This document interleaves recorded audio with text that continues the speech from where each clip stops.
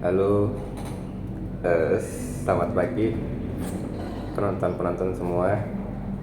Jadi di sini kita udah bersama bintang tamu. Ada teman saya, Bapak Muhammad Tarmizi.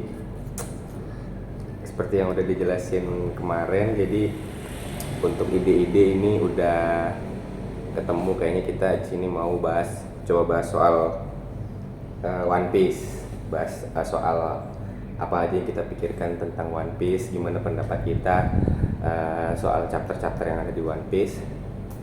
Nah, di sini gimana kabarnya, Pak? Ya, alhamdulillah baik. Alhamdulillah. Gimana kabar lu? Nah, ini untuk konsep di YouTube-nya juga aku masih mikir nih untuk panggilannya itu mau sebut aku, atau karena kayak kalau misalkan aku pakai gua kayak jijik kan. Cuma sementara kayak komunikasi di sini biasanya gua. Iya. Terus kalau misalkan ada yang nonton lihat pakai gua kayak jijik gitu, aku masih belum tahu nih kayak gitu. Kayaknya mungkin kayak kita sesuaiin aja sama narasumber ya. Misalnya kayak kalau sama aku kan berarti kita sama-sama Medan. Jadi kita bisa pakai logat Medan ya. Gitu. Jadi ini tergantung jumlah durasi yang bisa direkam. Misalkan kalau udah nggak cukup waktunya nanti lanjut part 2 gitu, kayak yang di TikTok lah. Iya. Ini proses masih di awal, belum ada AdSense, jadi masih coba cari-cari konsep gitu gimana caranya. Dan kau malas edit ya? Malas edit, udah ini disclaimer ya. Iya, langsung aja terus upload. Ini kegabutan 2 orang ya pengen terkenal di YouTube. Aku malas ngedit, malas ngapa-ngapain ya udah. Ini paling yang nonton juga Fatin nanti.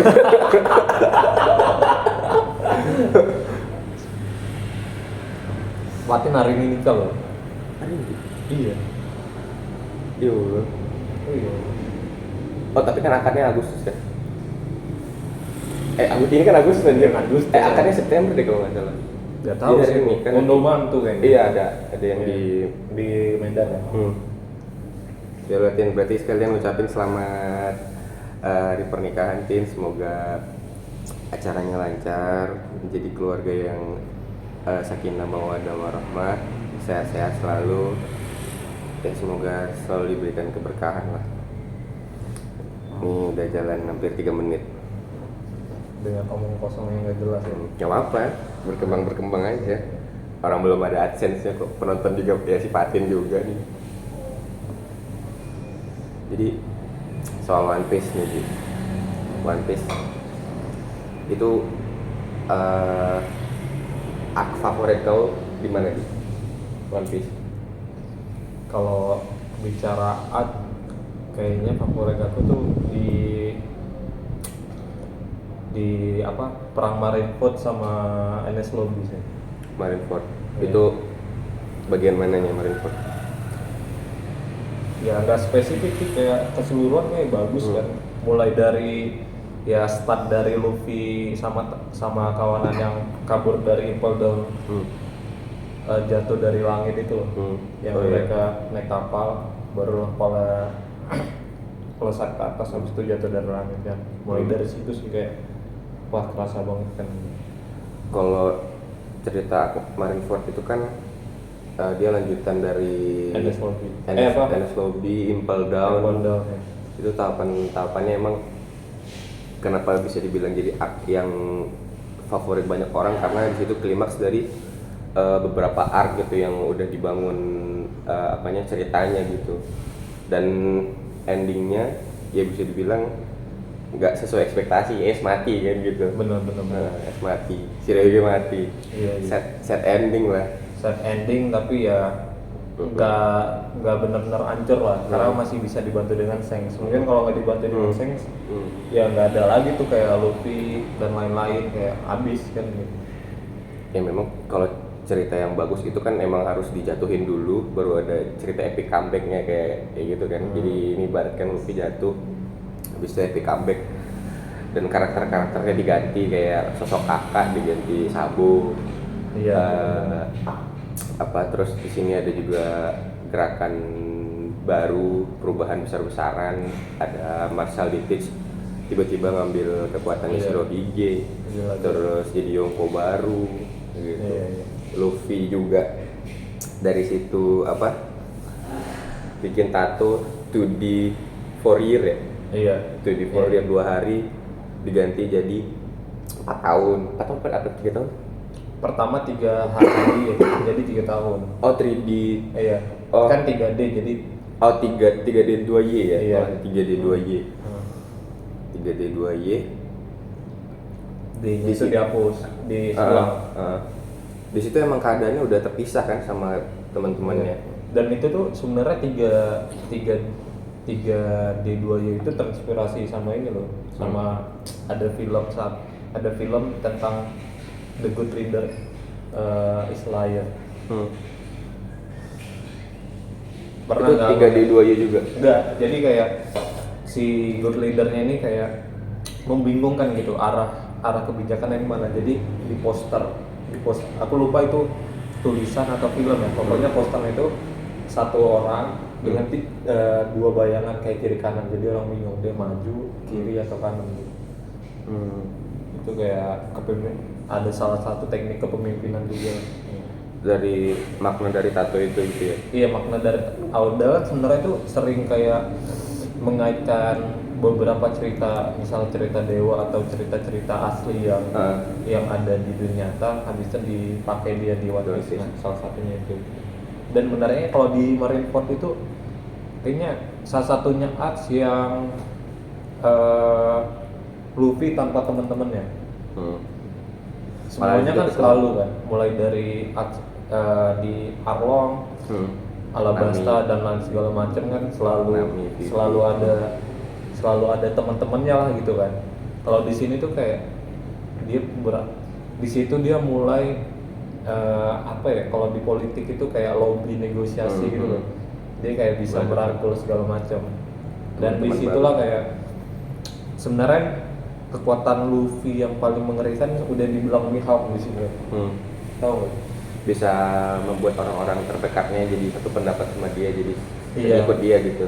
Bukan orang terdekat aja, bahkan rival aja bisa jadi sekutu sama dia. Itu kayak kekuatan yang mungkin hanya sedikit orang yang bisa menguasai itu. Soalnya dia dari mulai Pearl itu kan dia ditolong sama mantan musuh-musuhnya kan, bagi Bonfly, walaupun Bonfly hitungannya kayak teman dari Alabasta kan, hitungannya dia grup Crocodile, Mr. One dan lain-lain kan. Kayaknya semua karakter utama, maksudnya nggak semua, kayak misalkan Naruto gitu, dia juga ceritanya tokoh utama yang kebanyakan musuhnya itu jadi teman, kayak Gaara, Zetsu, Gaara segala macam dijadiin teman terakhir kan, kayak Obito juga diceramahin. Kayaknya rata-rata karakter anime tuh kayak jadi itu gitu. Iya sih, itu mungkin konsep besar ya. Mungkin ya itu juga kan yang kayak mungkin bisa diambil jadi makna kehidupan, kayak hidup ini itu bukan hitam putih gitu, tapi abu-abu gitu. Nggak ada yang selamanya benar jadi teman, nggak ada yang selamanya jadi musuh. Dan jalan ceritanya itu main karakter atau tokoh utama itu kelihatan lemah, tapi sebenarnya punya darah dan kekuatan yang overpower anjir. Ya maksudnya kayak Naruto yang kelihatan lemah, Kyuubi segala macam dikontrol. Emang dia udah di darah Yondaime. Kalau si Luffy udah darahnya darah dragon, yang kalau Luffy awalnya gomu-gomu ternyata orang tahu jadi hito-hito. Jadi kayak emang udah kalau dikaitkan sama kehidupan nyata nih, jadi kita tuh kayak harus tahu kalau kita nih ibaratnya belum tahu nih kita anak orang kaya gitu, kayak atau ada kekuatan yang terpendam kekuatan terpendam. Kayaknya kalau dianalogikan kekuatan di dunia nyata tuh harta nggak sih, maksudnya kalau kayak gitu, atau kepintaran juga bisa mungkin nih kalau di kaitkan. Ya skill lah mungkin. Skill ya. Baik dalam skill finansial atau ya kompetensi ilmu pengetahuan dan segala macam lah gitu. Ya mungkin di kehidupan nyata juga sebenarnya kayak gue bilang ya, memang kayak gitu. Dan kalau menariknya One Piece ini apa ya, anime yang mind blowing gitu. Dari mana coba dia kayak ngebalikin fakta atau kayak logika umum yang kayak kalau misalnya bajak laut itu jahat, pemerintahan itu baik, angkatan laut itu baik, jadi kayak dibalik kayak ya sebenarnya kayak yang jahat itu siapa bingung kan? Malah Itu sih kerennya. terakhir si Bagi kan apa tuh namanya yang malah mengincar angkatan laut, cross guild malah. Iya. Konsep jahat dan baik itu mau diterbalikkan jadi malah si bajak laut yang memburu Marineford gitu. Jadi nanti ibaratkan di perang akhir itu menentukan yang benar, yang salah itu tergantung yang kuat gitu. Iya benar-benar. Cerita Marineford itu endingnya ditutup sama Shanks datang, Kobe pakai Hosoku Haki. Hosoku Haki semua kaget terus pingsan aja. Itu jadi ending sih dari Marineford. Dan dari situ juga kayak gimana ya, dia si Oda-nya hebatnya kayak ketika dia membuka satu fakta baru dia merahasiakan fakta yang lebih besar gitu. Contoh kayak Shanks datang ya, aku masih bingung gitu. Dia itu kan kalau dari teorinya dia baru dari Wano Kuni kan, dan kayak jarak dari Wano Kuni ke Marineford itu nggak mungkin ditempuh dengan cuma berapa jam, gitu kan. Kekuatan dia paling. Nah itu antara kekuatan dia atau kekuatan Lakiro. Karena Lakiro itu pernah make hal yang serupa ketika di aksi yang pertama di Desa Pusa ya. Oh iya. Yang dia tiba-tiba nodong si bandit itu. Memang belum ada teorinya sih itu kekuatan dari buah setan atau memang kayak kecepatan manusia super gitu kan. Kau udah nonton ini belum yang episode filler terbaru yang ada Utak? Nah itu kan The Red kan? Iya, jadi ini kan seharusnya episode sekarang ini Wano nih, cuman ada fillernya Utak gitu. Jadi ceritain zaman dulu apa kayak Shanks tiba-tiba pergi dari desa Fusa sama Uta nih. Terus pas balik lagi si Uta udah nggak di kapal. Luffy tanya ke Shanks, Uta di mana? Si Shanks bilang dia mau turun dari kapal dan mau jadi seorang penyanyi gitu. Di situ ditunjukin ada kayak kilas balik Gorosei gitu tanya. Kayaknya Shanks sudah mulai buat pergerakan nih. Kita sekarang nggak tahu keberadaannya, padahal dia sekarang posisi lagi ada di desa Fusa gitu. Ini yang sekarang ada filler nih. Jadi, itu filler apa? Nah, istilahnya spoiler dari film. Kalau itu kan dia masuk di apa? Filler di episode komik. anime. Masuk di anime. Sekarang udah 2 kan posisi Wano nih. Tiba-tiba loncat ke situ gitu. Ada 2 episode nih baru yang terakhir aku tonton. Oh, Filler. mungkin aku nggak ngikutin anime ya. Lebih aku kalau ngikutin manga sih. Soalnya gimana ya? Walaupun kayak kadang kurang dapat lah. Gitu kayak kalau aku tuh memang lebih suka nonton anime, tapi kalau ceritanya itu kan kelamaan ya kita menunggu anime itu sampai ke titik yang sekarang kan. Jadi kayak penasarannya itu nggak terbendung gitu. Jadi mau nggak mau harus ngeliat manganya. Dan kalau lihat anime itu pengennya ya udahlah ntar kayak aksinya udah dekat atau udah mau selesai ntar aku tonton. Soalnya kayak kentang aja gitu. Ketika kita udah berantemnya epic habis itu kayak ya tadi walaupun berguna juga kan gak enak juga tiba-tiba diisi filler atau segala macam. Sekarang ini kalau di animenya di Wano terakhir yang Zoro serangan itu deh, serangan apa? Yang serangan kekuatan penuh apa sih namanya? 9 pedang. Dia pakai pedang ini, pedang Oden ya. Iya, masih di situ kalau di animenya. Terus baru-baru ini juga yang apa menggemparkan dunia One Piece kan, yaitu munculnya Bagi jadi Yonko, terus bounty-nya Zoro, Lau sama Kid yang langsung 3 miliar. Zoro enggak? Oh Zoro satu. Luffy, Kid sama Lau 3 miliar. Luffy jadi Yonko baru, anjir. Gila enggak nggak ketebak gitu ininya. Iya. Karena berarti tadi si Bagi malah dibully sama itu ya, sama Krokodil dan Mihawk. Krokodil dan Mihawk, padahal aliansi mereka, noble mereka. Iya. Jadi ya di Itu manga. chapter 1058 itu ditunjukkan kalau si Krokodil atau Mihawk itu ngelihat posternya si Bagi kayak, wah ternyata kau udah jadi Yonko ya, besar juga namamu gitu. Tapi bukan kayak ketakutan kayak si Krokodil dengan si Mihawknya bukan ketakutan, tapi kayak ngelece, malah Baginya yang ketakutan, kayak takut dihajar gara-gara dengan poster itu. Malah dibilang dia kayak, ih baik aku akan menjilat sepatu kalian berdua gitu. Iya. Ya, namanya kan Bagi si badut ya. Iya, emang kayaknya karakter si Bagi itu diciptain buat apa ya? Kayak bukan dia yang sebenarnya gitu kan, kayak misalnya badut. Bagi dikelawan badut gitu. Iya, tapi kayak memang di dunia nyata banyak sih. Kayak orang dapat kekuasaan, dapat power itu dari kayak jilat menjilat. Mungkin yang mau ditunjukkan Oda di situ kan gitu. Dan mungkin ada konsepsi di antara pemerintahan dunia di One Piece sama di Cross Guild ini. Mungkin di pemerintahan dunia itu nganggep kalau Bagilah yang mengumpulkan si Krokodil dan si Mihawk gitu. Makanya kayak kenapa nggak Mihawk atau Krokodil yang ini?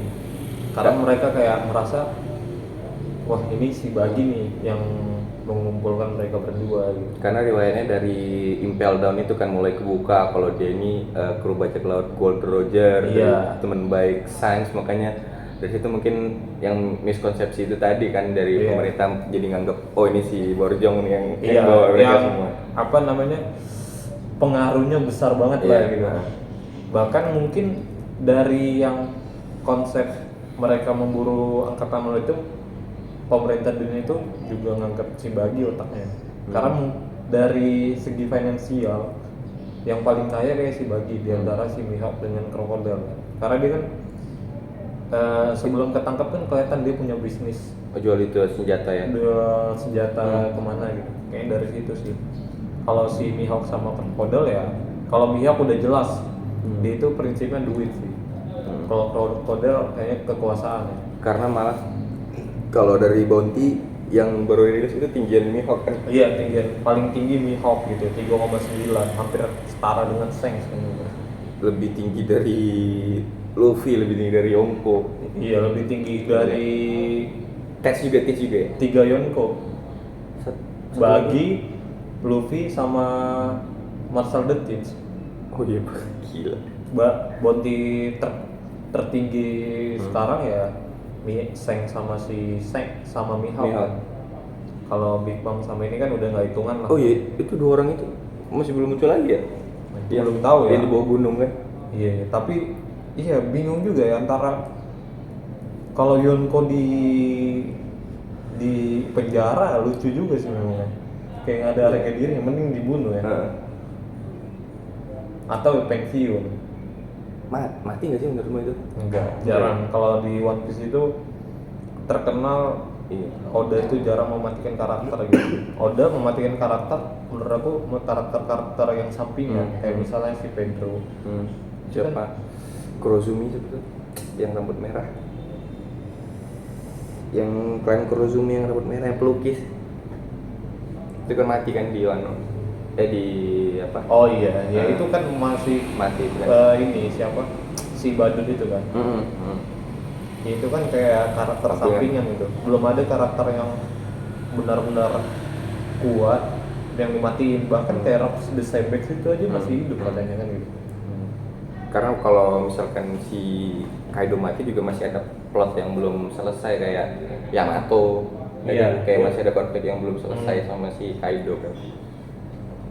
Kayaknya nggak ketangkap atau nggak aktif lagi. Kayak Rox the Sabex itu kan kayak hilang aja dari permukaan atau kayak lelekan gitu. Aku lihat pembahasan soal ending Wano sih. Jadi kayak itu ada plot yang belum selesai tapi mereka itu udah pergi gitu, gantung. Kayak persoalan Yamato yang nggak jadi ikut ke kapal, dia Iya. malah milih tinggal di Wano untuk nyelesain ini. Terus persoalan rasisme yang apa, orang tuanya si mamanya si siapa itu namanya yang Momonosuke, mamanya siapa yang bisa teleportasi? Toki. Nah, di situ ada masalah rasisme yang belum selesai. Jadi kayak si Toki bilang kalau apa, klan Kurozumi ini pantas mati gitu-gitu, dan masih ada kebencian Kurozumi di Wano itu masih ada. Jadi masih ada konflik yang belum selesai, itu konflik Kurozumi sama si Yamato gitu. Makanya banyak yang beranggapan juga ini Wano ini masih gantung gitu, jadi pasti bakal balik lagi ke Wano gitu. Sementara kalau dari Oda bilang kan ini udah masuk ke arc terakhir nih. Kalau sekarang nih udah Raftel kan setelah Wano. Iya, Road to Raftel kan. Oh berarti belum Raftel nih, masih ada apa ya mungkin kemungkinan? Enggak, jadi kayaknya satu arc ini kan kalau di One Piece ini jangan kita kira kayak arc yang singkat gitu. Iya. Wano aja 4 tahun ya. Wano aja 4 tahun, mungkin bisa 6-7 tahun kan, cuman arc Road to Raftel. Walaupun dibilang Oda juga, bagi orang-orang yang belum pernah nonton One Piece, kalian bisa nonton One Piece dari arc ini dan Dari semua Wano. terbongkar dari sini. Enggak, bukan dari Wano. Oh dari Road to ujung Raftel. ini. Iya. Iya. Kayak di situ terbongkar kan, karena dari mulai film Darat itu udah mulai terbongkar kayak si Shanks itu asal mulanya dari mana gitu. Rupanya kan kalau dari spoilernya itu si Shanks itu diculik sama si Roger kan. Dia kayak di dalam peti itu diambil si Roger. Karena Shanks itu ya nggak, karakter apa ya, karakter yang paling membingungkan sih. Dia nggak tahu antara di sisi Baik atau jahat. antagonis atau di sisi protagonis yang Itu ada yang bilang dia pertama itu dia anaknya Sebek, kedua dia keturunan Tenryubito. Makanya dia bisa komunikasi sama Gorosei, dia tahu ilmu sama gitu-gitu. Ada yang karena si Roger kan ngambil si Shanks di peti kan, di kapal, ngambil peti di kapal. Jadi belum, masih ada kemungkinan itu belum tahu anaknya siapa gitu kan. atau ya mungkin bisa jadi si Roger nggak serandom itu, mungkin dia udah tahu. Kayak si Seng ngambil buah gomu-gomu itu nggak serandom itu rupanya. Iya. Itu rupanya kan buah yang memang kayak pemerintah dunia sangat merahasiakan. Tapi karena konsep buah setan itu akan datang kepada orang yang memang memilikinya, ya gimana caranya, kayak takdir lah mungkin ya. Kayak kalau kita udah takdirnya itu akan datang ke kita gitu. Bos setan itu konsepnya gitu, dia nggak akan mau dimakan orang lain, jadi kayak sengaja pindah sini. Apalagi kalau itu mythical zone kan, emang kalau mythical zone biasanya dia memang cari orang yang bener-bener sesuai sama karakternya. Kayak misalkan si Marco, dia kan memang dokter gitu, terus buah setannya Phoenix, itu kekuatannya emang penyembuhan. Jadi api biru, ada yang bilang kalau khususnya mythical zone itu dia memilih orang yang dimakannya gitu. Berarti emang dari awal ini menurutmu Shanks ini sengaja ngasih ke Luffy, dia bawa ke desa Fusa itu apa gimana tuh menurutmu? Kayaknya sengaja sih, tapi kayak sengaja yang dibuat seolah-olah itu adalah apa sih itu kecelakaan. Karena ya bisa jadi kayak dalam artian sengaja, dalam arti gini, dia memang pertama dia nggak tahu nih kayak siapa yang bakal makan, tapi mungkin dia udah dapat bocoran dari Im sama atau dari siapa yang makan adalah anak dari desa Fusa kan gitu. Tapi dia nggak tahu siapa yang bakal makan gitu. Karena dia sampai ngorbanin tangannya loh, maksudnya buat Luffy gitu. Nah itu sebenarnya dia nggak harus ngorbanin tangan gak sih? Sayang kali dia di situ ngorbanin tangan. Dia udah punya kekuatan gila kayak gitu, tangannya sampai dimakan. Silap kayaknya tuh ya. Kalau menurut aku sih itu ya Drama. enggak, konsep dari Shanks untuk ya itu, makanya Shanks itu penuh rahasia kan. Dia kayak kalau dia selalu bilang kayak mau menemukan bibit baru. Luffy kan bukan tipe orang yang kayak gampang apa ya, gampang terpengaruh gitu. Baru dia gampang mengidolakan seseorang gitu. Nah ketika Shang-Chi mengorbankan gitu, ada yang korbankan, jadi kayak istilahnya ada psikis Luffy yang kebangkit lah, kayak wah gila, si orang ini kayak bukan kakak gua, bukan abang gua, bukan kakek gua, bukan siapa gua, nyampe ngorbankan. Makanya dia kayak seberharap itu dia sama gua gitu, ngebulatkan tekadnya mungkin dari situ kan gitu. Mungkin kalau si Shang-Chi gak nyampe gituin tangan, tekad Luffy nggak mungkin sekuat ini gitu. Kenapa Luffy? Karena si Shang ini ngelihat keturunan mungkin ya, dia anaknya Dragon, cucunya Guard gitu, jadi dia punya akses ke dalam gitu. Karena kalau yang dari episode filler itu dia bukan filler deh, aku lihat ada cuplikan lah. Jadi target si Shang ini ngasih ke Luffy itu buat bisa ngalahin Im sama gitu. Jadi itu tadi, kalau alasan kenapa dia milih Luffy aku nggak tahu, nih asumsi, mungkin karena dia cucunya Guard, anaknya Dragon segala macam. Cuman tujuan dia ngambil buah itu tuh sebenarnya buat ngalahin si Im sama itu. Nah ada yang bilang juga Shang itu anaknya Im sama, ya nggak sih? Kau udah tahu itu belum teori? Karena matanya itu ya, Mata sama rambut merah nggak sih Im sama? Im sama nggak pernah kelihatan, hitam aja gitu. Iya itu katanya anaknya Im sama. Buah setan apa, Umi ya, air buah setannya pengendali air laut gak sih Im sama itu? Oh gila dong. Belum kebongkar ya? Belum kebongkar nih. Kalau aku lihat teori buah setan, pokoknya dia pemakan buah setan terkuat lah. Iya, makanya kayak siapa yang bakal ending, kalau Naruto itu ketebak kan. Maksudnya kayak siapa yang bakal dilawan terakhir itu ketebak gitu. Tapi kalau One Piece ini sampai sekarang tuh belum ketebak gitu siapa yang dilawan dia terakhir. Karena ada beberapa pilihan kan yang udah jelas lah. Kalau Shang kita singkirkan aja nih ya, Shang kita bilang lah dia bukan villain, dia pendukung protagonis gitu. Masih ada Akainu, baru masih ada Marcel Detit. Antara dua itu kita bingung gimana caranya, apakah dengan konsep yang pernah dibuat Oda Gap sama si Roger ngalahin Roger Sebek, atau ya kalau kayak gitu berarti nanti si Kobe sama si Luffy ngalahin Marcel Detit. Tapi kan Akainu-nya kemana gitu, posisinya kayak berantem terakhir ini siapa lawan siapa gitu. Iya, parah sih, parah. Apa disatuin Oda kayak di apa sih, bukan Wano, pulaunya ini siapa, pulaunya Kaido apa yang terbang tuh? Onigashima. Kayak Onigashima kan kayak campur gitu, 1 lawan 3, 1 lawan 2 gitu. Kalau itu kan kebaca ya, maksudnya kayak aliansi Luffy lawan si Kaido, aliansi Kaido Big Mom. Tapi kalau ini kan ada 3 kekuatan gitu. Bajak laut, pemerintah dunia, sama satu lagi yang belum kebuka sama sekali. Proses udah agak kebuka. Dragon itu masih sama sekali, baru tipis-tipis lah, itu pun temen-temennya doang.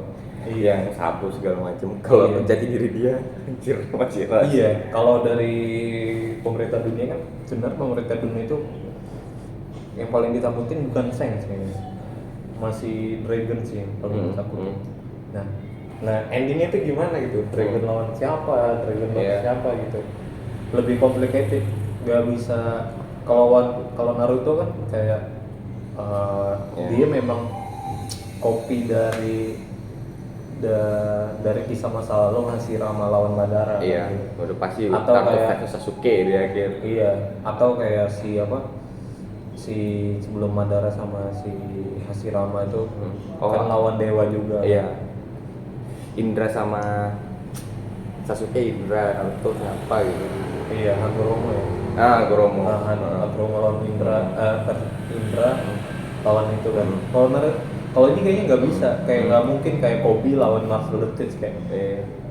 Kayak anjir nggak imbang. Maksudnya kayak masih banyak kayak karakter yang jauh lebih kuat. Kalau Naruto kayak dia pengembangan karakternya itu nggak stabil. Dalam artian kayak si Naruto-nya sama Sasuke-nya sangat diunggulin pengembangan karakternya, ketika teman-temannya enggak, jadi kelihatan kayak yang paling di top kekuatannya itu ya udah Naruto sama Sasuke, nggak ada lagi kan. Ya pendukungnya paling Sakura, Kakashi dan segala macam. Kalau di One Piece anjing, kalau dibilang top ya Luffy ketemu Marshall the Tide aja habis masih. Walaupun bounty-nya lebih kecil ya Marshall the Tide, kayaknya masih habis sih buat Luffy sama Marshall the Tide. Gila. Mungkin itu dulu aja kali ya Ji untuk pembahasan One Piece. Ini kan kalau kita cerita One Piece itu gak akan bisa cukup dalam satu kali duduk gitu, karena benar. episodenya aja udah dari sebelum dari 97 kan itu kan. Episode One Piece pertama dari 97 sampai sekarang belum tamat-tamat. Jadi satu-satunya anime dengan episode terbanyak itu udah dapet rekor. Terus dengan satu penulis yang sama, itu udah paling epic sih. Kalau Dragon Ball beda-beda ya. Dragon Ball ya hitungannya kan udah nggak satu kesatuan gitu, jadi dia udah ada sekat-sekatnya. Oh, kayak Dragon Ball Z segala macam, dia udah beda judul. Kalau One Piece kan dari awal sampai ini episodenya 1 sampai sekarang 1000. Kalau itu Dragon Ball Z mulai dari 1. Jadi nggak satu kesatuan gitu. Benar. Ya udah paling gitu aja teman-teman pembahasan kita untuk hari ini tentang One Piece. Nanti kedepannya kita lanjut ngobrol-ngobrol lagi, karena itu tadi nggak cukup di satu episode aja, masih banyak hal-hal yang belum dibahas, kayak misalkan soal awakening buah setan, itu masih banyak kemungkinan yang terjadi, kayak asal usul dari kru topi jerami yang masih belum dibahas, kayak kemungkinan Zoro itu dari mana gitu kan, kayak gitu teori-teori One Piece masih banyak yang belum selesai. Mungkin nanti kita lanjut di pembahasan berikutnya. Paling ucapin terima kasih nih buat Bapak Miji yang udah bersedia untuk sharing-sharing soal One Piece. Mungkin gitu aja teman-teman. Dan ini sharing-sharing biasa, maksudnya kayak bukan sharing-sharing orang yang profesional dalam One Piece. Ini kayak amatirannya, kayak sotoy tentang One Piece. Gitu. Berdasarkan apa yang kita lihat, dengar dan alami. Ya udah gitu aja. Oke. See you next time.